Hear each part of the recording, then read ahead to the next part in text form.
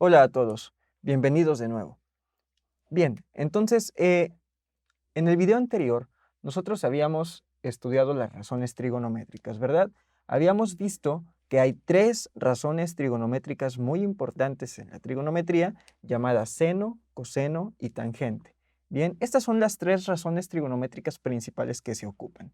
Recuerda, estas razones trigonométricas se pueden relacionar con los lados de un triángulo rectángulo, ¿bien? Y dependiendo del ángulo de referencia que tomemos, va a ser el nombre que le vamos a dar a cada uno de los catetos.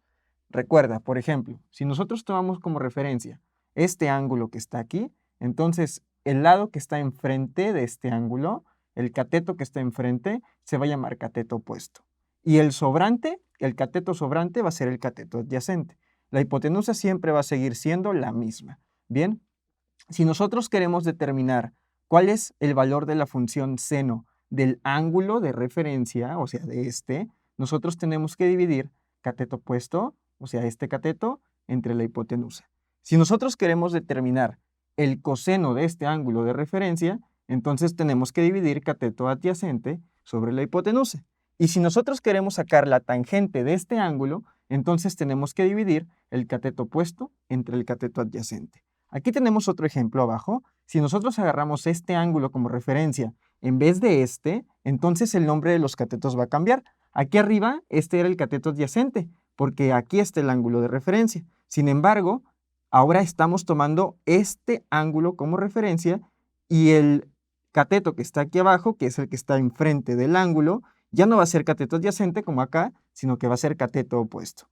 Y mi cateto sobrante va a ser cateto adyacente. Bien, y lo mismo, si ustedes quieren sacar el seno de beta, porque este ángulo es beta, bien, tendríamos que dividir igual cateto opuesto entre hipotenusa, coseno de beta es cateto adyacente sobre hipotenusa, y tangente de beta es cateto opuesto sobre cateto adyacente.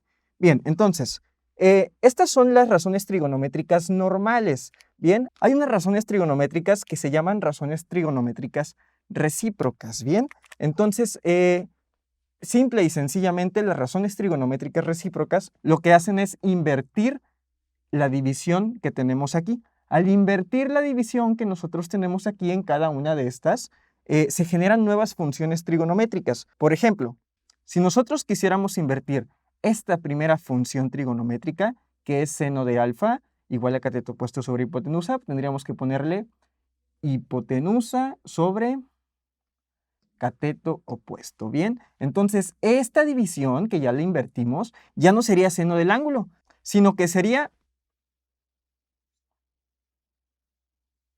cosecante. Cosecante. ¿Cómo se escribe esto? Generalmente en las calculadoras nosotros lo encontramos como una CSC, que significa cosecante. Bien, entonces cosecante del ángulo, vamos a borrar este igual, es alfa, cosecante de alfa es igual a hipotenusa sobre cateto opuesto. Si nosotros invertimos ahora la función, la división que hay en la función coseno de alfa, ok, vamos a voltear estas. Si nosotros le ponemos hipotenusa sobre cateto adyacente, obtenemos una nueva función trigonométrica que sería